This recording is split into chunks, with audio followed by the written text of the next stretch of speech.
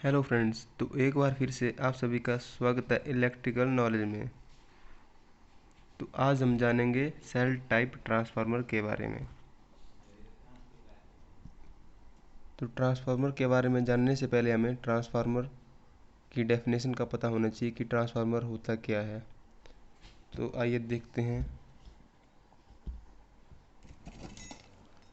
Transformer transformer is a static device which can convert low voltage at high current and high voltage at low current। यानी कि आपका जो transformer है वो एक स्टैटिक डिवाइस है। स्टैटिक मतलब एक स्थिर डिवाइस है, क्योंकि इसमें कोई भी घूमने वाली चीज़ नहीं होती, यानी कि इसमें कोई भी घूमने वाला पार्ट्स नहीं होता, इसलिए इसे स्टैटिक डिवाइस बोला जाता है। तो ट्रांसफार्मर क्या करता है, यह लो वोल्टेज को हाई करंट में कन्वर्ट कर देता है और हाई वोल्टेज को लो करंट में कन्वर्ट कर देता है। इसका मतलब यह है कि ट्रांसफार्मर आपका वोल्टेज को स्टेप अप और स्टेप डाउन करता है। यदि आपको स्टेप अप की ज़रूरत है तो आप ट्रांसफार्मर से वोल्टेज को स्टेप अप कर सकते हैं। अगर आपको कम वोल्टेज की ज़रूरत है तो आप ट्रांसफार्मर से वोल्टेज को स्टेप डाउन करवा के उससे स्टेप डाउन वोल्टेज ले सकते हैं। तो on the basis of core construction, यानी कि ये जो आप देख रहे हो ये ट्रांसफार्मर की कोर होती है। तो जो ट्रांसफार्मर की कोर होती है वो 3 टाइप की होती है। पहले नंबर पर आती है सेल टाइप ट्रांसफार्मर, जिसके बारे में आज हम जानेंगे। और दूसरे नंबर पर है कोर टाइप ट्रांसफार्मर और तीसरे नंबर पर है बेरी टाइप ट्रांसफार्मर। तो सबसे पहले आज हम देखेंगे सेल टाइप ट्रांसफार्मर। तो सेल टाइप ट्रांसफार्मर वह ट्रांसफार्मर होता है जिसमें कोर की 3 भुजाएं होती हैं या 3 लिम्ब होते हैं। लिम्ब यानी कि कोर के जिस हिस्से में वाइंडिंग की जाती है उसे हम लिम्ब या भुजा कहते हैं। यानी कि ये जो आप देख रहे हो इसमें जो ये वाला पार्ट है ये इसका लिम्ब या भुजा है, यानी कि इस हिस्से पर वाइंडिंग की जाएगी और इस हिस्से पर वाइंडिंग की जाएगी और इस हिस्से पर वाइंडिंग की जाएगी।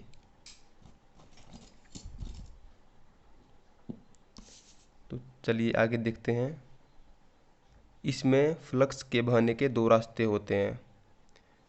जैसा कि आपको पता ही होगा कि जैसे इलेक्ट्रिकल सर्किट में कंडक्टर में करंट फ्लो करता है, वैसे ही मैग्नेटिक सर्किट में करंट की बजाय फ्लक्स फ्लो करता है। इसमें तीनों लिम्ब पर वाइंडिंग की जा सकती है। वाइंडिंग तो तीनों सिरों पर की जा सकती है, परंतु हम सिर्फ बीच वाले लिम्ब पर वाइंडिंग करते हैं, क्योंकि इससे क्या होगा कि जो फ्लक्स लीकेज है वो बहुत कम हो जाएगी। फ्लक्स लीकेज कैसे होती है, फ्लक्स लीकेज होती है यानी कि अगर जो फ्लक्स आपकी डायरेक्ट वाइंडिंग के साथ लिंक नहीं करती है। जैसे मान लीजिए यहाँ पर मैंने कोर टाइप ट्रांसफार्मर का डायग्राम बनाया है। मान लीजिए अगर आप इस हिस्से पर वाइंडिंग करोगे, इस हिस्से पर वाइंडिंग करोगे और इस हिस्से पर वाइंडिंग करोगे तो क्या होगा, जो वाइंडिंग का बाहर वाला सिरा होगा उसमें जो है फ्लक्स लिंक नहीं कर पाएगा, जिससे कि क्या होगा कि बहुत कम फ्लक्स ही इसके साथ वाइंडिंग के साथ लिंक होगा। इसलिए हम सिर्फ बीच वाले हिस्से पर ही, बीच वाले कोर पर ही दोनों वाइंडिंग करते हैं, प्राइमरी और सेकेंडरी। जैसे आप देख सकते हो ये इसका वाइंडिंग वाला हिस्सा है और जो इसकी बीच वाली कोर की, जो इसके बीच वाले लिम्ब की मोटाई होती है वो राइट और लेफ़्ट दोनों के मुकाबले इनकी डबल होती है, क्योंकि इसमें जो है फ्लक्स बहने के 2 रास्ते होते हैं, एक राइट साइड से और एक लेफ़्ट साइड से।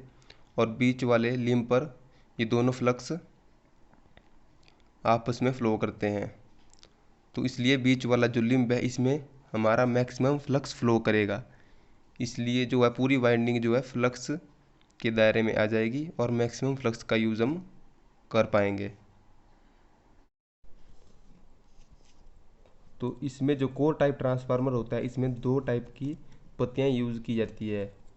एक ई टाइप, यानी कि एक पत्ती का आकार ई टाइप का होगा और दूसरी का आई टाइप का होगा। इसमें हर एक पत्ती के बीच में आई टाइप की पत्ती इस तरीके से रखी जाएगी और फिर से ई टाइप की पत्ती और फिर से आई टाइप की पत्ती रखी जाएगी। यानी कि ये जो इसका वाइंडिंग वाला हिस्सा है इसके बीच में ये पत्तियाँ इस तरीके से डाली जाएंगी।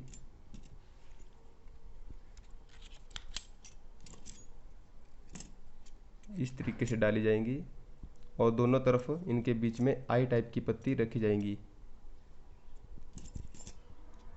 ताकि जो पूरी कोर है वो टाइट हो सके। इसमें जो जितनी भी पत्तियां हैं उन सब की मोटाई 0.25 mm से 0.35 mm रखी जाती है। अब आप में से कुछ लोग सोच रहे होंगे कि इतनी सारी पत्तियों का यूज़ करने का क्या फ़ायदा है, हम सिर्फ एक मोटी सी लोहे का पीस इसमें डालकर क्यों ना इस काम को और आसान किया जा सके। परंतु इसका एक रीज़न है। इन पत्तियों का यूज़ इसलिए किया जाता है ताकि ट्रांसफार्मर में कुछ लॉसेज होते हैं, उन लॉसेज को कम किया जा सके। इन पत्तियों का यूज़ करके हम इसमें एडी करंट लॉस को कम करते हैं। अगर आपको लॉसेज के बारे में जानना है तो आप कमेंट बॉक्स में कमेंट कर सकते हो, मैं उसके बारे में भी वीडियो डाल दूंगा। इसलिए जो भी मेरे चैनल पर नया है वो चैनल को सब्सक्राइब कर दें ताकि आपको जो भी मैं वीडियो डालता रहूँ उसका पता लग जाए और नोटिफिकेशन बेल आइकन को भी प्रेस कर दें।